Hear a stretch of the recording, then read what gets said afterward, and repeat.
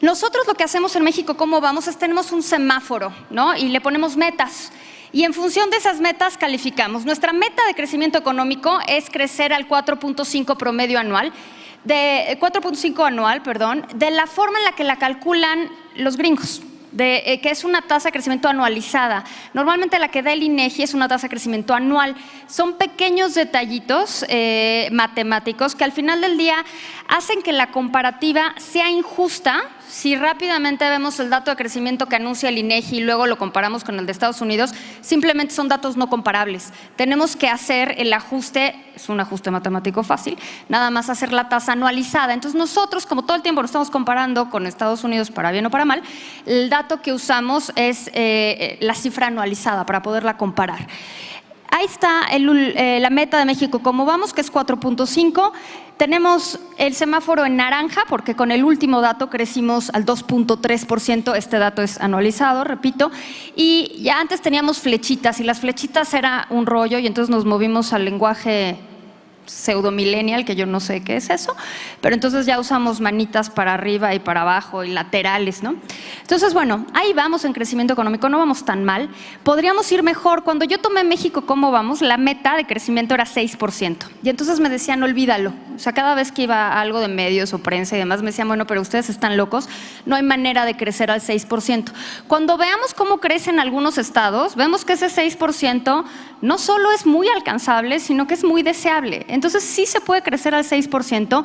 Hemos ido ajustando la meta un poquito a la baja por las presiones que hay en cuestiones externas y algunos temas internos, pero en realidad esta meta deberíamos de ser incluso más estrictos que el 4,5%. Deberíamos de incrementarla porque somos una economía emergente, entonces tendríamos que crecer a una tasa más dinámica.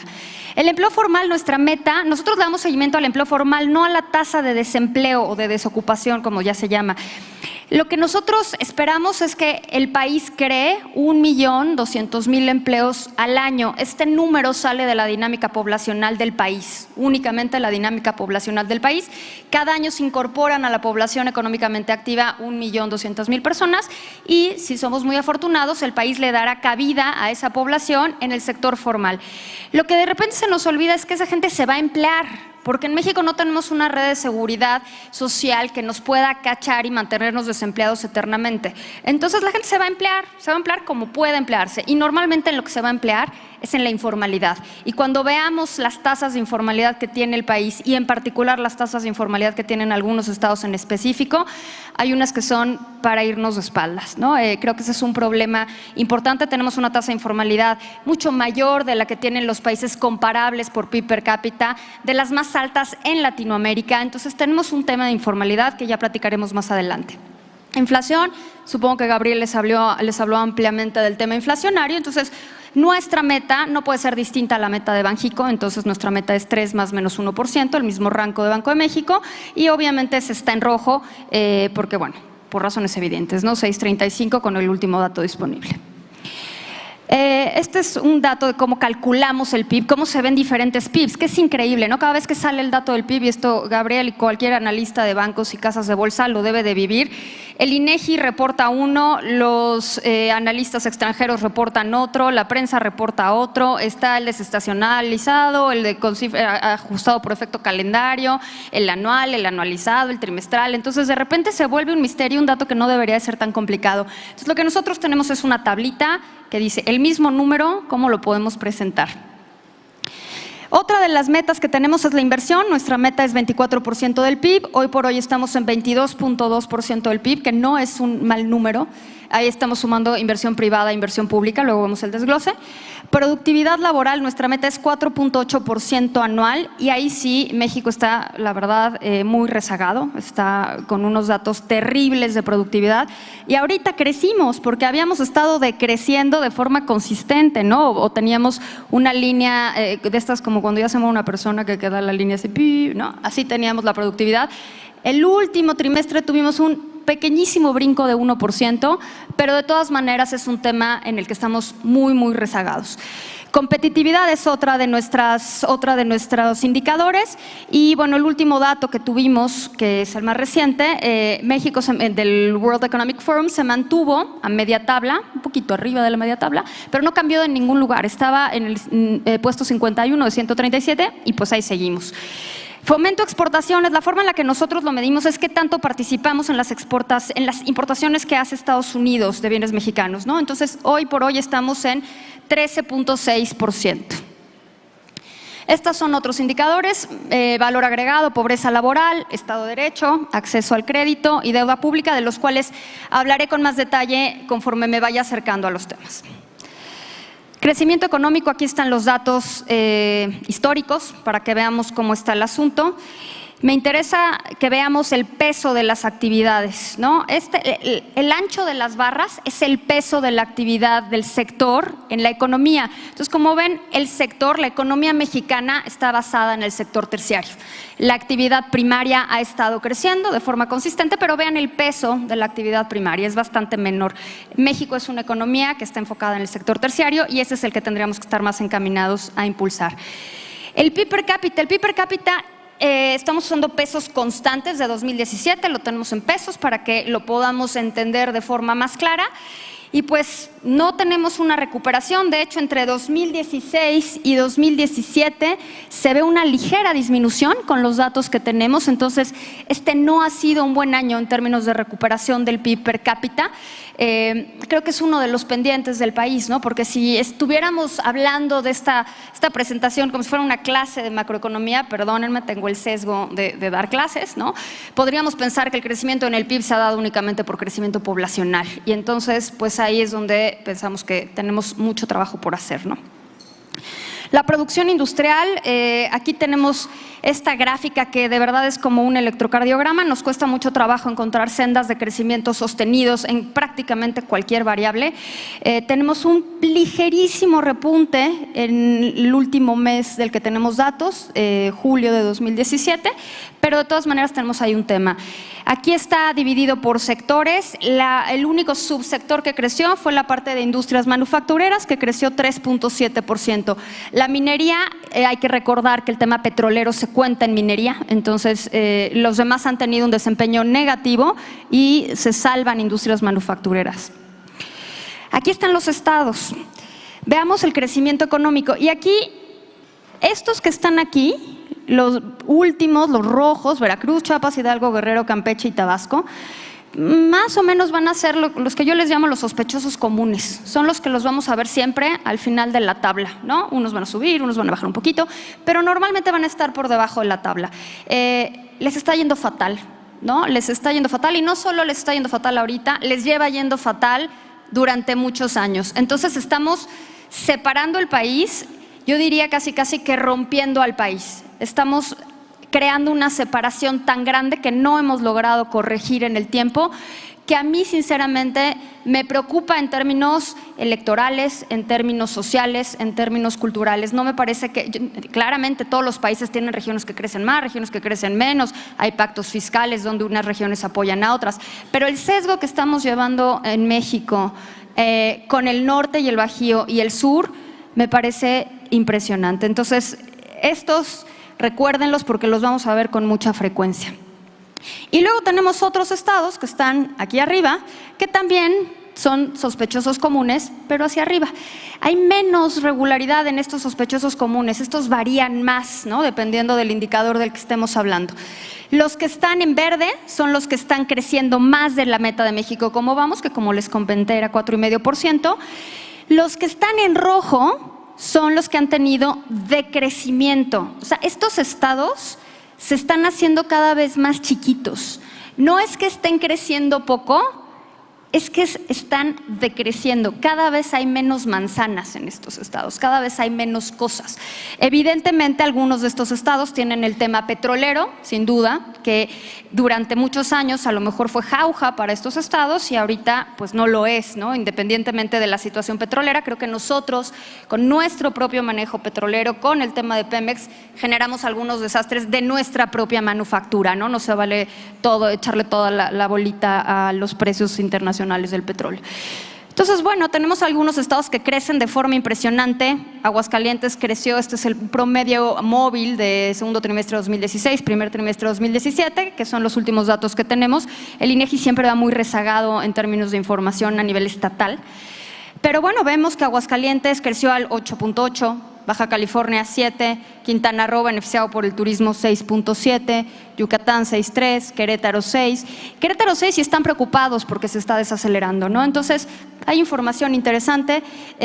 ¿Por dónde está Nuevo León? Nuevo León creció 2.2, pero lo interesante en Nuevo León es que lleva creciendo de forma sostenida, a diferencia de muchos otros estados que crecen como por picos y de repente decrecen, y luego llega un gobernador y crecen, y luego se va y bajan. O sea, que tienen una volatilidad muy grande.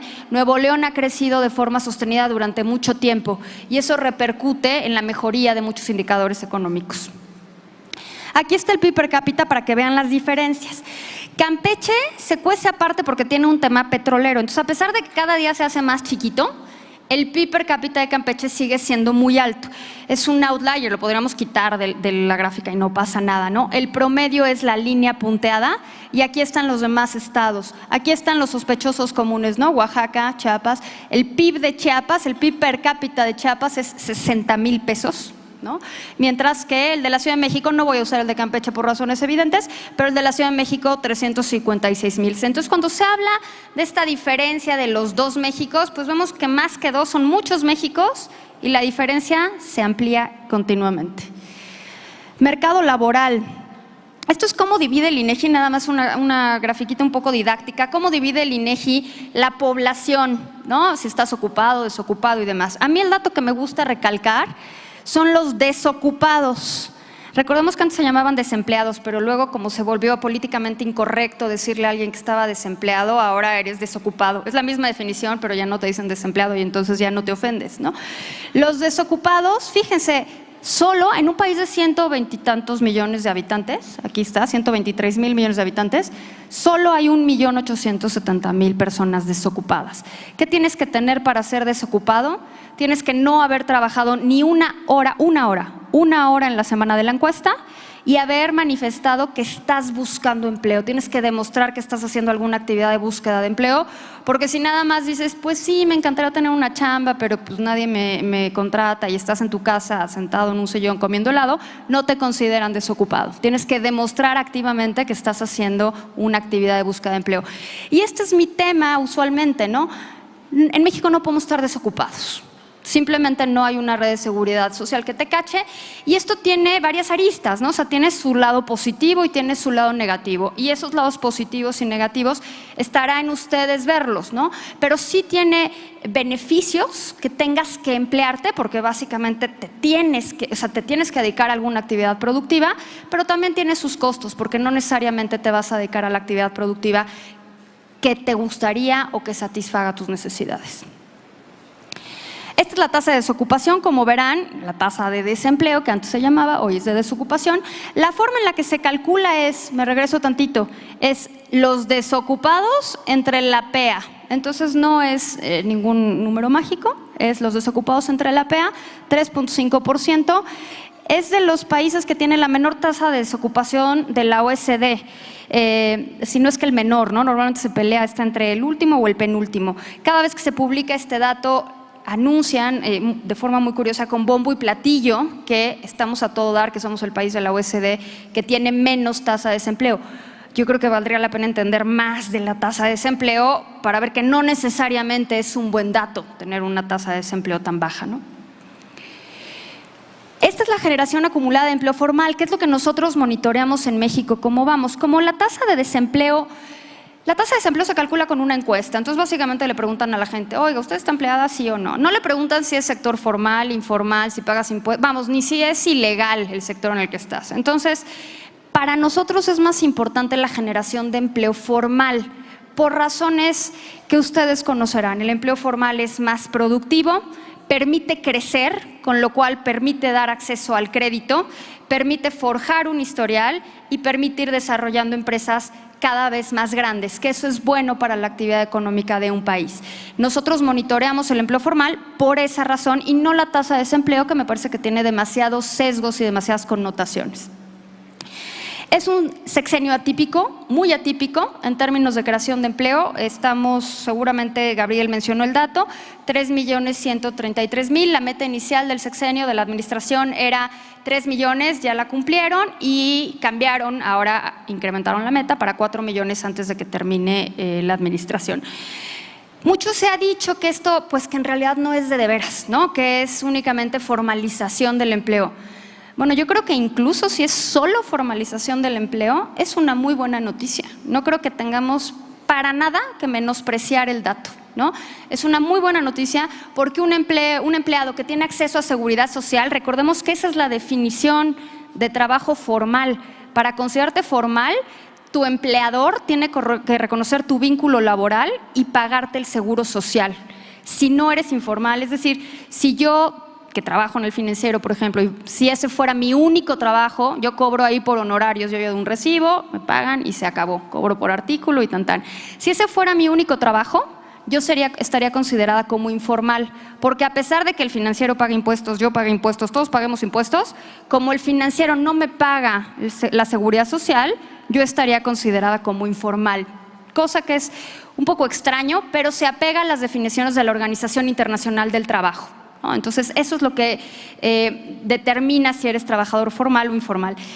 Es un buen dato, les repito, para mí es una información que algo se ha estado avanzando en esto. Puede ser el programa de Crezcamos Juntos. Yo creo que es la reforma laboral. Sinceramente, desde que vemos la implementación de la reforma laboral, vemos un incremento bastante sostenido en la formalización del empleo, bastante por arriba del PIB. Entonces, no es únicamente una cuestión nada más de crecimiento económico. Normalmente había ido, antes de la reforma laboral, pegado al PIB. Ahora ya no está pegado al PIB, está por arriba del PIB. Y es una buena información, ¿no? Si es empleo nuevo o no, Gabriel mencionaba algunas cifras. Yo tiendo a pensar que está mucho más dirigido a formalización que a nuevo empleo en sí, porque no hemos visto ese incremento acompañado en el PIB, en el crecimiento del PIB. Pero de cualquier manera es una muy buena noticia. Aquí están los estados que crean empleo y los estados que no crean empleo. Nosotros ajustamos la meta de acuerdo a las dinámicas poblacionales de los estados, ¿no? No crean que nada más las dividimos y tan, no. De acuerdo a la dinámica poblacional de cada estado, ajustamos la meta. Aquí están los sospechosos comunes, ¿no? Evidentemente, aquí se coló Sinaloa y Sinaloa está atacado. No sé si hay aquí algún sinaloense, pero a mí ya me hablaron 20 funcionarios para reclamarme que por qué pongo este dato. Y yo, bueno, pues porque decreció el empleo, ¿qué quieren que yo haga, no? Pero es que hay un componente estacional. Sí, aquí vale la pena mencionar que cada estado tiene una ciclicidad distinta. Cada estado crea empleos en una época y destruye empleos en otra época, ¿no? De cualquier manera, aquí estamos poniendo los acumulados en el año. No estamos poniendo únicamente el trimestre o el mes, estamos poniendo toda la acumulación del año. Septiembre usualmente es un buen mes en términos de creación de empleo, entonces ya deberíamos esperar que algunos de estos estados, algunos, sinceramente no creo que todos, pero creo que en el caso de Sinaloa va a haber alguna recuperación. Por lo demás, son los sospechosos comunes, ¿no? Aquí están los estados que no crean empleo o crean poquísimo empleo. Este porcentaje es en función de la meta que nosotros le ponemos en México, cómo vamos, ¿no? Entonces, vemos los estados que están creando empleo. Por ejemplo, Querétaro es impresionante, 335% de su meta. Ahora, ¿qué pasa? ¿Por qué está este excedente del 100? Quiere decir que está formalizando empleo que ya era informal. Entonces, hay estados que tienen una muy buena dinámica de formalización del empleo. Usualmente esos estados van a estar en el norte o en el Bajío, usualmente sus industrias van a estar pegadas al Telecán, ¿no? O por lo menos al comercio, más que el libre comercio. Esa es la informalidad laboral. Hay muchas tasas de informalidad en México, ¿no? Nosotros la que usamos es la que se le llama la TIL 2, la tasa de informalidad laboral 2, que excluye al sector agropecuario. Esa tasa de informalidad, que es la línea con las bolitas, esa tasa de informalidad está en 51.8% de la población ocupada. Es decir, más de la mitad de los ocupados son informales. No es que estén en el sector informal, puede ser que estén en el sector formal, pero son informales por las características que les mencioné hace un ratito. En realidad, sí ha habido una disminución en términos de tasa de informalidad. Empezamos la administración con 54% y hoy estamos en 51.8%, pero no ha sido suficiente. Incluso lo podemos ver en número de personas, seguimos incrementando el número de trabajadores informales. Entonces, en términos de tasas, sí hemos logrado avances. Son buenos avances, no quisiera minimizar la importancia de disminuir casi 3 puntos la informalidad, pero de cualquier manera es un tema pendiente y muy serio para el país. Y vean, pues el número de trabajadores informales sigue creciendo, la tendencia es, se está aplanando un poco, pero al final del día sigue creciendo. Y aquí están los estados, de nuevo. Estos son los estados con mayor informalidad. Vean Oaxaca, ¿no? Oaxaca a mí me parece impresionante. El 73.6% de la población ocupada de Oaxaca es informal, ¿no? No sorprende entonces que no crezcan, no sorprende entonces que sean de los estados más pobres, no sorprende entonces que no logren ninguna meta de progreso.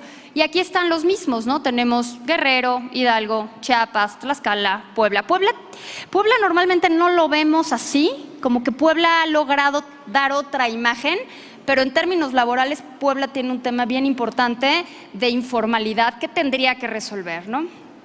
Aquí está, 67.5. Los estados con menos informalidad, pues resulta que son los que han estado creciendo: Chihuahua, Nuevo León, Coahuila, Baja California Sur, Baja California, Aguascalientes y demás. Aquí está Querétaro con una tasa de 44.1%. Inflación, no les voy a decir mucho de inflación porque ustedes ya conocen el tema. Lo único que pues, suelo poner esta gráfica nada más para que no se nos olvide este dato, ¿no? Cuando yo doy esto en clase, siempre les digo a mis alumnos que la inflación para ellos es como los dinosaurios. Alguien les contó que existieron, pero pues nunca la vieron, ¿no? Pasa un poco lo mismo con la inflación, no han vivido con inflación. Ahorita que está en 6.35 ya les parece como, uy, ya está súper alta, ¿no? Ellos no vivieron estas inflaciones del 50% que nosotros sí vivimos. Entonces, nada más vale la pena recordarlo. Aquí está, obviamente ya acotado a un periodo más cortito para que veamos algo más deseable a lo que queremos estar. Y estas son las fechas recientes. Este es el ligero bajón que tuvo con el último dato. Yo creo que el regreso al rango de Banco de México se dará hacia mediados finales del año que entra. Sí tenemos suerte, porque sí creo que el tema electoral puede impactar de formas que todavía no tenemos claro ni podemos vislumbrar claramente. La inversión. Aquí tenemos los datos de inversión. Como ven, hemos seguido en los 20 desde hace un buen rato. Nuestra meta es 24% del PIB y lo que estamos haciendo aquí es ver toda la inversión pública y privada, ahorita vemos el desglose, y la comparamos con el PIB. No es un mal dato, pero deberíamos de lograrlo todavía mayor, incrementar esta información. Inversión, aquí está la pública y la privada. Esta gráfica a mí me encanta, porque tenemos unas de las inversiones públicas más bajas desde hace mucho tiempo y tenemos una inversión privada bastante importante. Es decir, la inversión en el país hoy por hoy la está llevando el sector privado más que el sector público. Esto en sí puede ser una buena noticia, pero también hay un tema de inversión pública que es súper necesaria. Yo creo que, sobre todo con la disparidad regional que tenemos, el sector público tiene que intervenir en términos de inversión, pero no de inversión que se traduzca en infraestructura, de inversión que se traduzca en posible mayor actividad económica. Un tema que me llama mucho la atención, por ejemplo, el sur tiene un tren que es el tren Chiapas-Mayab.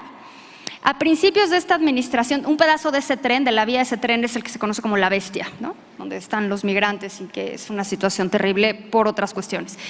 Pero en este tren, a principios de la administración, finales de 2012, principios de 2013, la velocidad promedio del tren, ojo, es el único tren en el sur, la velocidad promedio del tren era 10 kilómetros por hora. Del único tren que está en el sur, se movía a 10 kilómetros por hora. ¿Cómo vamos a conectar al sur con nada si el único tren que existe se mueve a 10 kilómetros por hora? Entonces, cuando vayan ustedes en el tráfico hartos, ¿no? Y vayan a 10 kilómetros por hora, piensen que a esa velocidad va el tren del sur, ¿no? Que ese es el que lleva los bienes que la gente consume en el sur, ¿no? Y que la gente produce en el sur y los lleva con el resto del país. Como se podrán imaginar, esta infraestructura simplemente no es suficiente.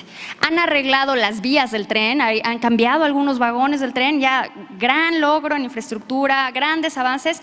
Hoy, al día de hoy, el tren va a 30 kilómetros por hora, ¿no? Entonces ya estamos de súper gane. No podemos seguir así. Entonces, yo sé que inversión pública, sobre todo siendo como economista quizás del ITAM, nos enseñan como mejor que el gobierno se meta poco y que la inversión venga del sector privado. Sí, estoy de acuerdo. Pero también creo que hay cuestiones que el sector público tiene que entrar, tiene que corregir. Y cuando tienes un México que se está separando de esta forma, me parece de vital importancia que entre el sector público y mediante medidas de conectividad mejore al sur. Creo que todo lo que le hemos dedicado a combate a la pobreza, y veremos un poquito más adelante las láminas de combate a la pobreza, si no le hubiéramos dedicado un peso a combate a la pobreza y todo se lo hubiéramos dedicado a desarrollo de infraestructura, estaríamos muchísimo mejor. No necesitaríamos combatir la pobreza con miles de programas sociales. Recordemos que hay 6,000 programas sociales, ¿no? Esta es la inversión extranjera directa. Gabriel les enseñó estas láminas, entonces me brinco un poquito. Esta es la fabricación de equipo de transporte, que a lo mejor es de particular importancia para ustedes, que ha crecido. Hubo un pequeño bajón aquí entre 2015 y 2016, pero bueno, está subiendo de forma importante y eso que todavía no termina el año. Productividad. A mí este tema verdaderamente me asusta y cuando vean los datos a nivel estatal se van a asustar ustedes también, tristemente. Esto es el índice de productividad. Hay dos formas de medir la productividad, con un índice que saca el INEGI y luego lo podemos pasar a pesos por hora, ¿no? Este es el índice, porque la bronca que nosotros tenemos es que el índice se saca a nivel nacional, pero a nivel estatal no hay índice. Entonces tienes dos medidas que no son comparables. Entonces lo que hacemos es usamos el índice a nivel nacional y luego pasamos todos esos datos a nivel estatal en términos de pesos. Este es el dato de productividad. El mundo ha tenido un tema de productividad, sin duda, pero México tiene un problema de estancamiento en productividad fundamental. Cuando hablamos de incrementar salarios y de la necesidad de incrementar salarios, no se nos puede olvidar esto. ¿Cómo vamos a estar? Y a mí me encantaría que nos incrementaran salarios, incluyendo el mío, ¿no? O sea, el de todos. Pero ¿cómo vamos a incrementar salarios a nivel agregado con esta productividad que simplemente no logramos empujar, ¿no? Yo creo que hay un tema complejo aquí. Puede ser, mi opinión personal es que está muy basado en la pésima calidad del sistema educativo que tenemos. Y ojo, estoy hablando del sistema educativo, no estoy distinguiendo público y privado, porque creo que también el privado es muy mal sistema educativo, ¿no? Entonces, creo que tenemos ahí un reto gigantesco. Y también hay un tema de acceso al crédito. Quizás hay pequeños productores que no tienen acceso al crédito, que mejoraría su productividad en caso de tener acceso a financiamiento. Aquí está por pesos, por estado. Entonces, bueno, de nuevo Campeche tiene el tema del sesgo petrolero, entonces lo podríamos sacar de la gráfica. No lo saco porque pues, se me haría mala onda sacarlo de todos los estados del país, pero pues si son muy puristas en términos estadísticos lo pueden sacar porque es un outlier. Y vean todos los demás, ¿no? O sea, el valor de la hora trabajada, estos son pesos por hora, el valor de la hora trabajada de un chiapaneco es 58 pesos, ¿no?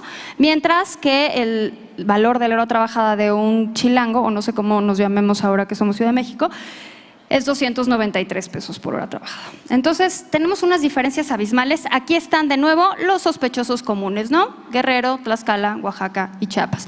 Y los que se cuelan, ¿no? Puebla, que les repito, a mí me llama la atención Puebla, porque cuando yo me meto a analizar los datos de Puebla, me sorprende la información con la percepción que yo tengo del Estado. Si pienso en Chiapas, sí, desafortunadamente ya tengo un sesgo donde pienso que Chiapas es un estado muy rico en muchas cosas, un estado maravilloso en muchas cosas, pero muy pobre en otras. En Puebla no tengo esa impresión, pero los datos me echan una realidad, me muestran una realidad distinta a lo que mi sesgo cultural quizás. Competitividad. pues nomás no avanzamos en términos de competitividad. Tenemos diferentes medidas, no hay una medición exacta de competitividad, evidentemente cada uno define distinto qué es competitividad, todos los organismos definen de forma distinta qué es competitividad. Entonces nosotros usamos básicamente estos 4 índices que están ahí, el índice que produce el IMCO, que la bronca también con estos índices es que ninguno tiene una frecuencia constante y nosotros lo que usamos en México, como vamos, es datos que se produzcan con cierta regularidad, más o menos 3 meses, para poderle dar seguimiento, ¿no? Ninguno de estos índices se produce con esa frecuencia. Lo entiendo, tampoco cambia la competitividad de un país en un mes ni en 2, ¿no? O sea, va cambiando con el paso del tiempo. Pero usamos estos 4, ¿no? El del IMCO, el del Foro Económico Mundial, el de Doing Business del Banco Mundial y este del Instituto de Administración de Lausanne. Como se darán cuenta, no estamos avanzando. Tenemos un tema ahí. El último que salió es el del WEF, como les mencioné. Entonces, lo que hacemos es lo vamos actualizando dependiendo del último que salga. Y no nos movimos ni un ápice, nos quedamos en la misma posición en la que estábamos el año pasado. Nuestra meta es estar entre el 20% de las economías más competitivas. Sinceramente, creo que estamos lejos de serlo, ¿no? Sector externo. Puse ahí las exportaciones estadounidenses de autopartes. Entonces, aquí el punto de vista es desde Estados Unidos, ¿a quién le exporta? A quien más le exporta autopartes es a México, después Canadá, China, Alemania y Japón, ¿no? Pero bueno, vean la importancia del sector, la importancia de México para el sector automotriz estadounidense.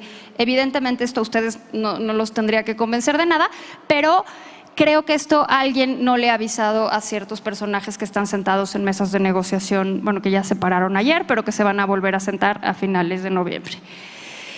Comercio estadounidense, este es un tema que México ha alegado sin cansancio, pero parece que no permea en la retórica estadounidense.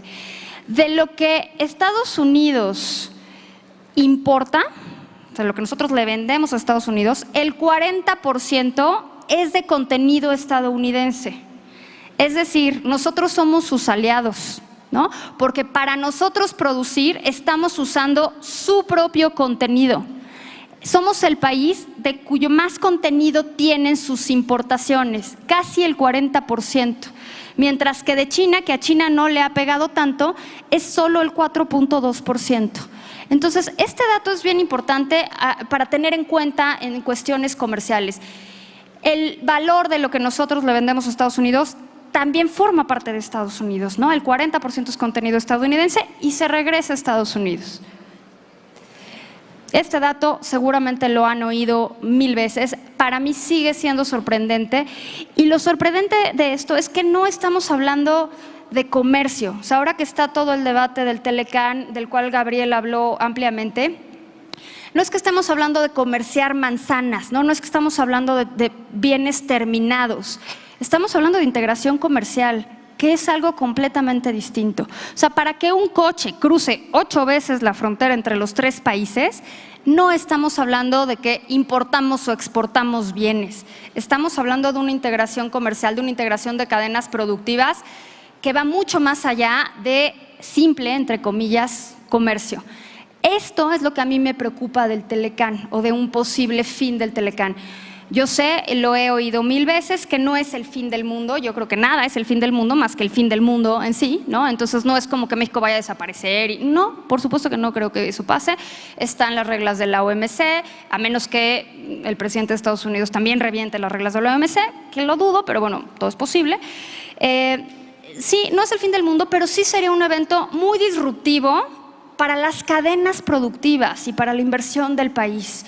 No es únicamente el tema de impuestos, que sí, evidentemente el tema de impuestos cambiaría los precios para los consumidores, ¿no? Porque al final del día ese impuesto se lo van a pasar al consumidor, sino el tema de la integración productiva. ¿Cómo van a cambiar esas cadenas productivas que han ido gestándose 23 años, ¿no? El éxito de la industria automotriz y de otras industrias en el país, por ejemplo, cuestiones de diseño aeroespacial, que si a mí hace 10 años me hubieran dicho México va a diseñar partes aeroespaciales, hubiera dicho no es cierto, eso simplemente no es posible. Y hoy lo hacemos, no las manufacturamos únicamente, las diseñamos. ¿Y eso a qué se debe? A que llevamos 23 años trabajando en el tema. Entonces, si de repente se da un rompimiento de estos acuerdos, eso es lo que me preocupa. Esa integración me parece que puede flaquear, que puede tambalearse de alguna forma. Y otra cosa que me parece bien importante del Telecán es que las industrias que han crecido en el país, igual que los estados que han crecido en el país, lo han hecho por su vínculo comercial. Y este vínculo comercial no es únicamente que el Telecán les haya dado acceso a grandes mercados o que le haya dado acceso al mercado más grande del mundo, que sí, sin duda es bien importante.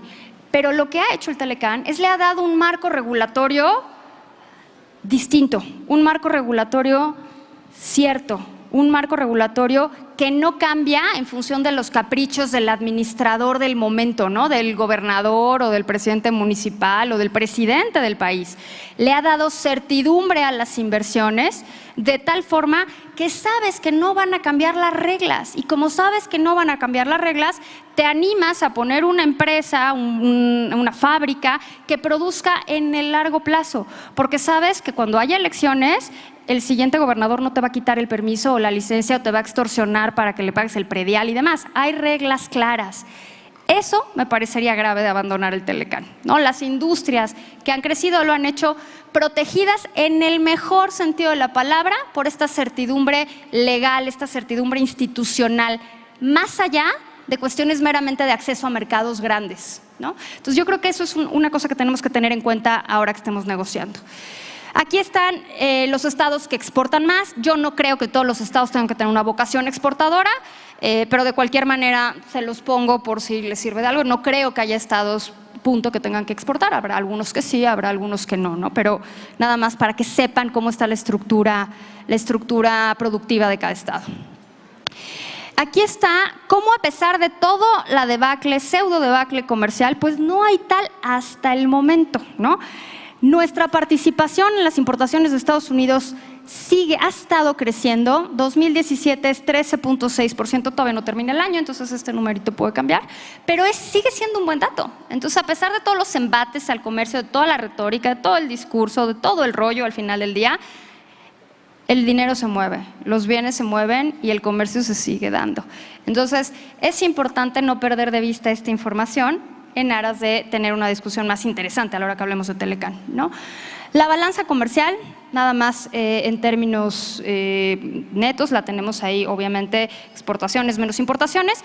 Algo que no se nota en esta gráfica, pero que es bien interesante, es que a pesar de que tenemos déficit comercial, que a mí el déficit comercial me da igual, o sea, yo no creo que sea relevante tener déficit o superávit, siempre que hay comercio, pues hay una parte que paga y otra que vende, ¿no? Alguien en algún momento me dijo, yo tengo un déficit comercial con mi dentista, ¿no? Yo le pago y le pago y le pago y ¿qué onda? ¿No? Pues al final del día es lo mismo, el déficit y el superávit no son ni buenos ni malos per se. Entonces a mí el déficit comercial per se no me preocupa. Lo que me gusta de este dato que no se ve aquí es que tanto las importaciones como las exportaciones han estado creciendo de forma sostenida. Y eso de nuevo es evidencia de que pues mucha retórica, pero el comercio sigue ahí, ¿no? Aquí está la gráfica, ¿no? Entonces, me leyó la mente la presentación de PowerPoint. Y entonces aquí vemos el crecimiento en las importaciones y el crecimiento en las exportaciones. Sigue siendo un buen dato que es importante tener en cuenta. ¿Se acuerdan cuando hablábamos de México no es una economía diversificada, solo vendemos petróleo? Bueno, eso ya cambió, ¿no? La gráfica claramente lo muestra. Me encanta la gráfica porque es casi como una gráfica de espejo, ¿no? Entonces, las verdes, estas son las exportaciones petroleras. Ahí vamos, cada vez menos, si me apuran, cada vez se irá haciendo menos, incluso con los farm outs y demás. Y las exportaciones, no petroleras, que siguen creciendo. Hoy representan pues casi el 95% de nuestras exportaciones, cuando hace unos años, ya bastantes, era completamente al revés, ¿no?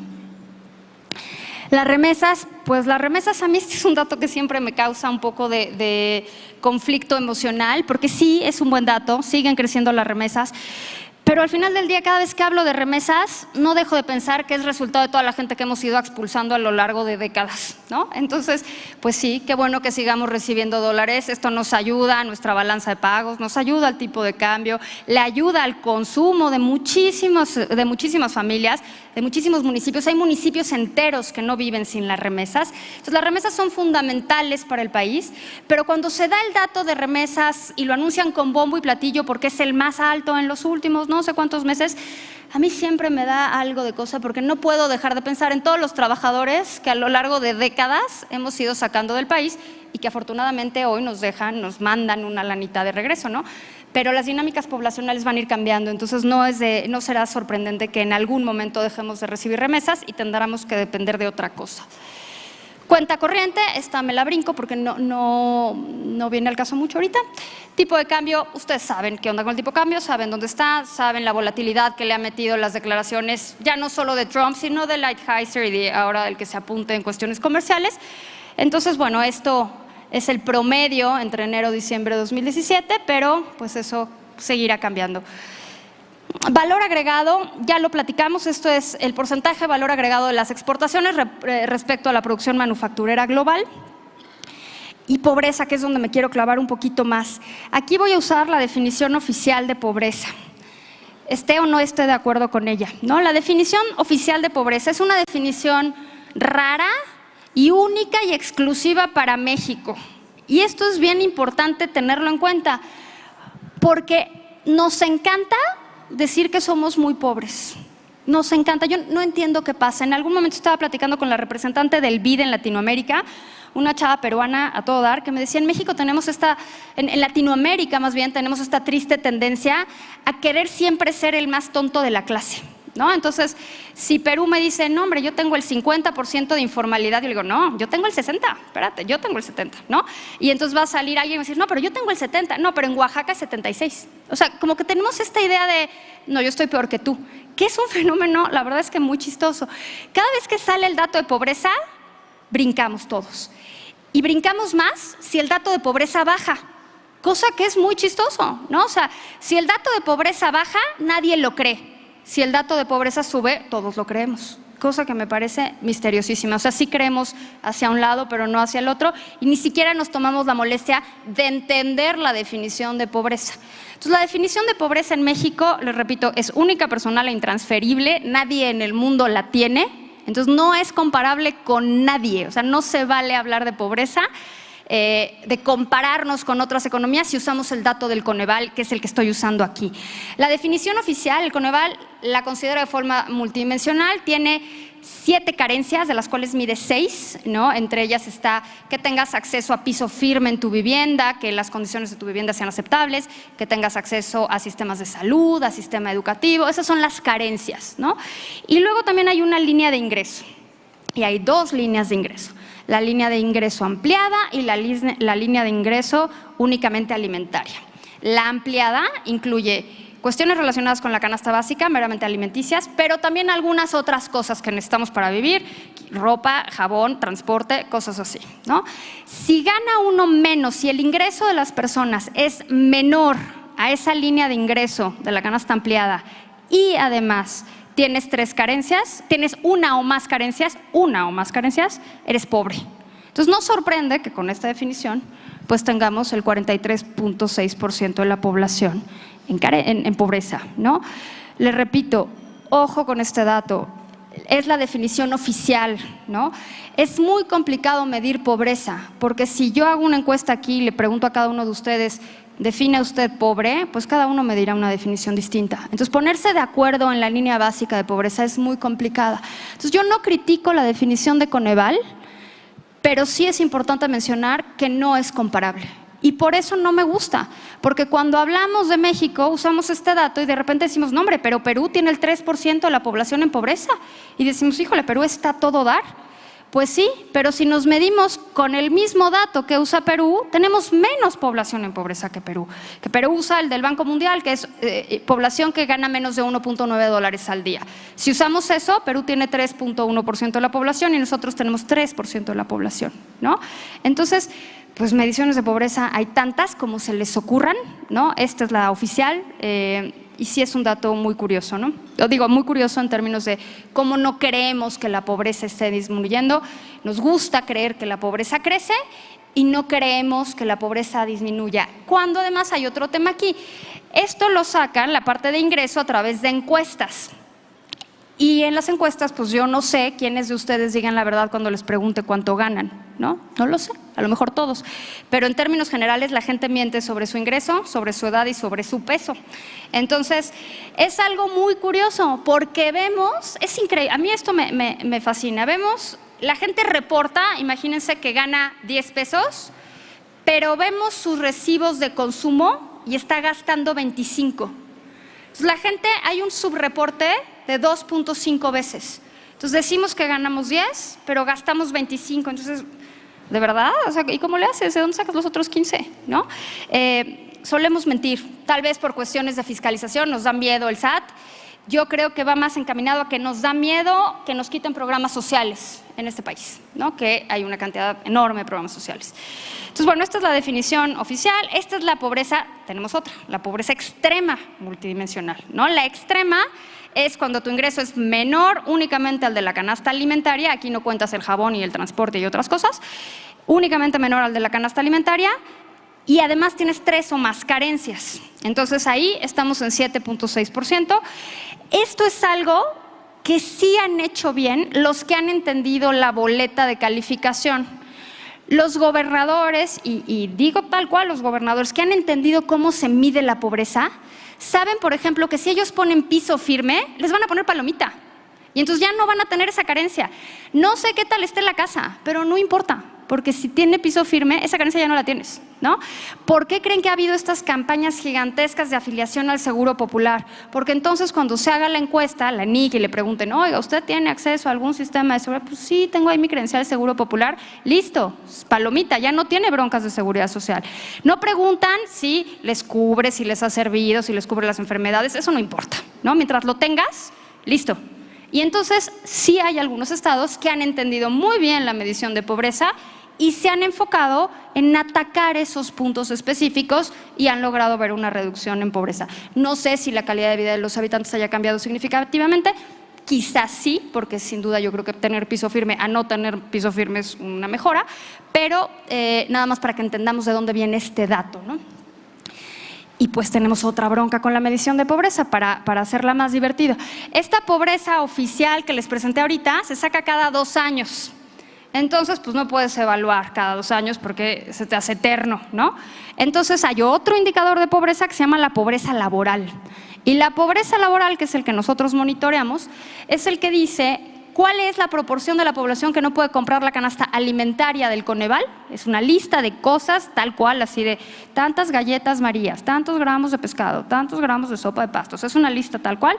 Entonces lo que vemos es la población que no puede comprar esa canasta con su ingreso proveniente del trabajo.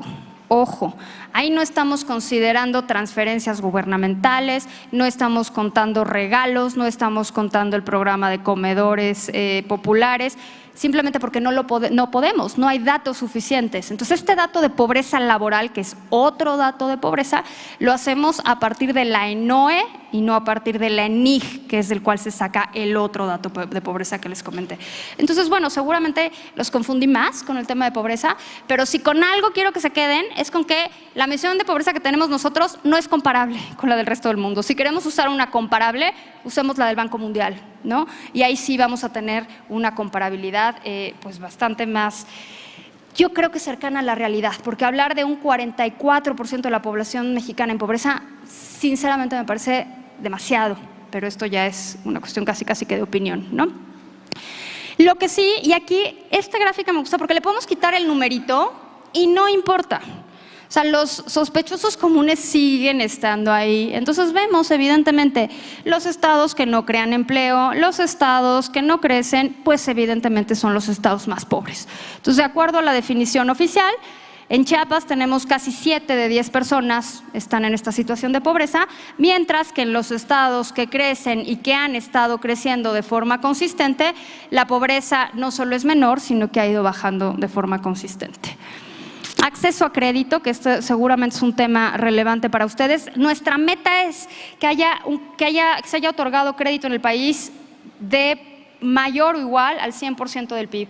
Hoy en día estamos en el 50.1% del PIB y aquí está el desglose.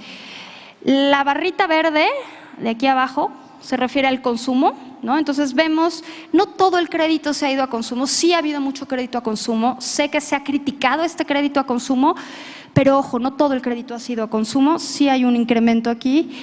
La que no se ve, no crean que está desaparecida, es un azul muy clarito, que es el crédito a vivienda.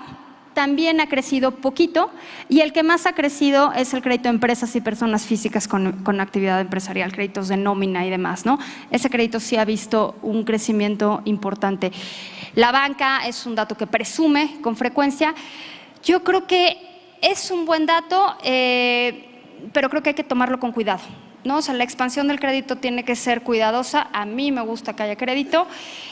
Cuando hablo de este dato como una cosa positiva, también siempre me dicen, no, pero entonces lo que te gusta es que la gente vive endeudada. Hombre, no es que me guste que la gente vive endeudada, pero el crédito es una buena cosa si te da acceso a bienes y servicios o a bienes de capital que puedes usar, ¿no? Entonces, no pensemos en el crédito como una mala noticia, sino como una muy buena noticia. Indicador de confianza del consumidor, ahorita no me agobia mucho, solo esta disminución que me parece muy divertida. La encuesta se hizo al día siguiente del gasolinazo, entonces bueno, pues ahí está, ¿no? O sea, ¿cómo piensa usted que le va a ir a la economía? Fatal, ¿no? Pues sí, fatal. Son 5 preguntas, las de la encuesta de confianza del consumidor, y me encantan porque 2 hacen referencia a la economía en general, así ¿cómo cree usted que va a estar la economía en los próximos 12 meses? ¿No? Y 2 hacen referencia a la situación personal. ¿Cómo crees que vas a estar tú en lo personal en los 12 meses siguientes? En términos personales, siempre vamos a estar a todo dar, el país siempre va a estar mal. Siempre vemos eso en el indicador de confianza del consumidor. Los indicadores que hablan del país, las preguntas que se refieren al país siempre salen de la fregada. Los indicadores que se refieren al consumo, a tu situación personal, está a todo dar. Que me parece una contradicción pues muy curiosa, pero bueno, parece ser que nos gusta. Es cultural, dirían por ahí. Indicador del consumo privado, ahí vamos, creciendo. Entonces, desde luego que ha habido un dato importante en el crecimiento del consumo. Este es un dato bien positivo, ¿no? Con este discurso gubernamental de que las cosas buenas no, se cuentan poco, pero cuentan mucho, este es un dato que no han contado mucho y que deberían de contar mucho. Porque a pesar de que veamos que el ingreso no se mantiene y no crece y está ahí atorado, también creo que hay un tema de mentir a la hora de revelar ingreso. Y cuando vemos cómo crece el consumo, decimos, bueno, y entonces, ¿de dónde lo pagas? ¿No? O sea, claro que está subiendo también el ingreso con el subreporte que ya platicamos. Finanzas públicas, nuestro indicador está referenciado al crecimiento, no a la deuda per se, sino al crecimiento de la deuda, que la deuda no crezca más que el PIB en términos corrientes. Ese es el típico indicador para medir, monitorear el crédito, ¿no? Para monitorear la deuda pública. Por primera vez en el sexenio vemos que por el momento, hasta ahorita, hasta el mes que va, se ha cumplido, pero todos los años previos hemos tenido un pésimo desempeño en términos de finanzas públicas, donde la deuda se ha incrementado de forma mucho más rápida que la que se ha incrementado el PIB en términos corrientes. Aquí está la deuda pública como porcentaje del PIB al cierre de cada año. No sé si se acordarán que el año pasado estaban hablando de ya llegamos al 50%, es terrible. Y la verdad es que es un incremento muy rápido, ¿no? En 4 años subir del 34.3 a casi el 50% del PIB, sí es un incremento bien grandote. Ahora, no se nos olvide que es un cociente. Entonces también, mientras el PIB no crezca, pues este porcentaje no va a mejorar, ¿no? Es el primer año en lo que va de la administración que vemos esta ligera mejoría. Hay un compromiso, al parecer, muy serio. Veremos, porque yo soy muy incrédula y entonces nada más de pensar que viene año electoral, me preocupa el tema de finanzas públicas. Creo que este año va a ser como acotado a que quieren mandar una buena señal para las calificadoras y mejorar perspectivas y demás. Entonces creo que sí se están haciendo esfuerzos. También se está haciendo un esfuerzo, y ahorita me regreso a otra, nada más, espérenme un segundito, en el balance primario, que es básicamente ingresos menos gastos sin considerar el pago de intereses. Es el primer año de esta administración que tenemos un superávit primario en lo que va del año, porque todavía no se acaba el año. Y tradicionalmente vemos que hacia finales del año es cuando el gobierno empieza a gastar como loco, porque si no, no le dan presupuesto para el año siguiente. Entonces, los que hemos trabajado en algún momento en el gobierno, vemos que en diciembre vuelven a pintar las paredes, vuelven a cambiar las cortinas, vuelven a cambiar las alfombras que se acaban de cambiar, ¿no? Porque si no te lo gastas, no te lo dan. Entonces, pues te lo gastas. Entonces, vamos a ver si esto se cumple. Me regreso rápidamente. Esta es la deuda pública de los estados y aquí hay un broncononón para medirlo, ¿no? Porque los estados, a pesar de recibir financiamiento de toda la federación, nuestro pacto fiscal, nuestro federalismo fiscal es un pacto muy endeble. Los estados, porque cuando yo pido información de esto, pues parece que estoy pidiendo información a la CIA o algo sumamente oscuro y complejo, ¿no? Y la respuesta, ya finalmente alguien se atrevió a decírmela con todas sus letras, es: los estados son libres y soberanos y te damos la información que te queremos dar, ¿no?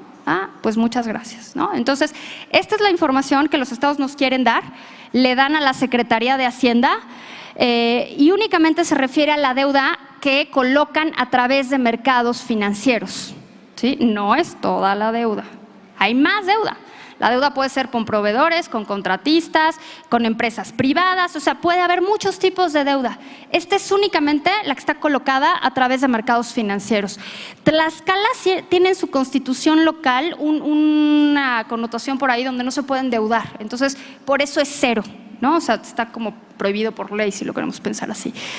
Entonces, aquí están los datos. Yo siempre digo que la deuda per se no es ni buena ni mala. El chiste es saber para qué se usa la deuda. Y ya, imagínense, si pregunto para qué se usa la deuda, me dicen, bueno, ¿y a ti qué te importa, no? Es rarísimo que alguien quiera dar información de para qué se usa la deuda.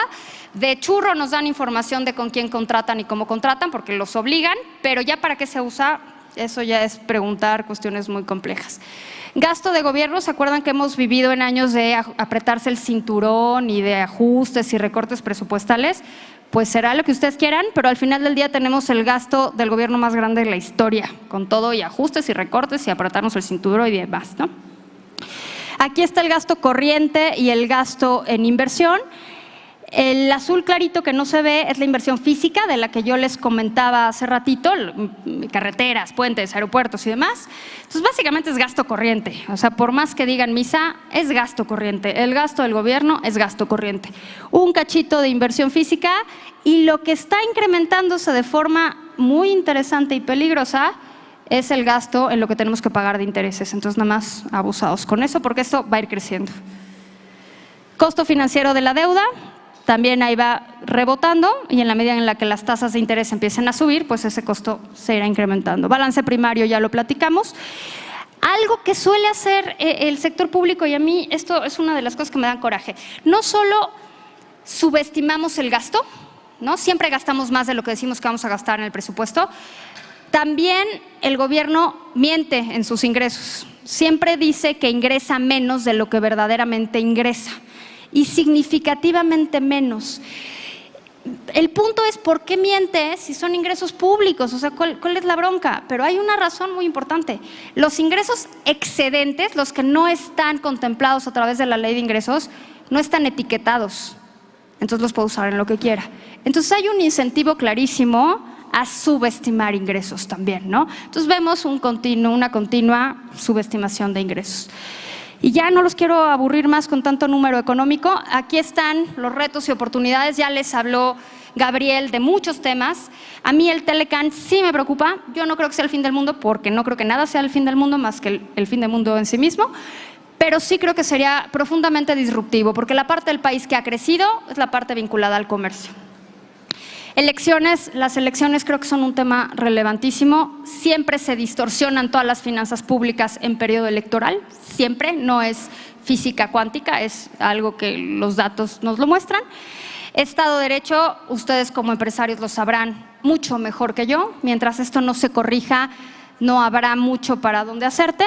Y productividad, pues seguimos con un tema de productividad donde simplemente no logramos avanzar. Las oportunidades, yo creo también, a pesar de que suelo ser pesimistona, creo que el Telecán abre oportunidades. O sea, creo que si superamos estos tragos amargos, sí podemos optimizar el Telecán, incluir cosas y mejorar cosas hacia nuestro beneficio. Comercio, creo que tenemos que seguirnos abriendo, independientemente de lo que pase con el Telecán o no, creo que tenemos que seguir abriéndonos y abriéndonos y abriéndonos más. Y en cuestión de empleo formal, todavía hay mucho por hacer y creo que tenemos hacia dónde hacerlo, basta con que haya voluntad para hacerlo. Eso es todo, ya no los quiero abrumar más. Muchas gracias.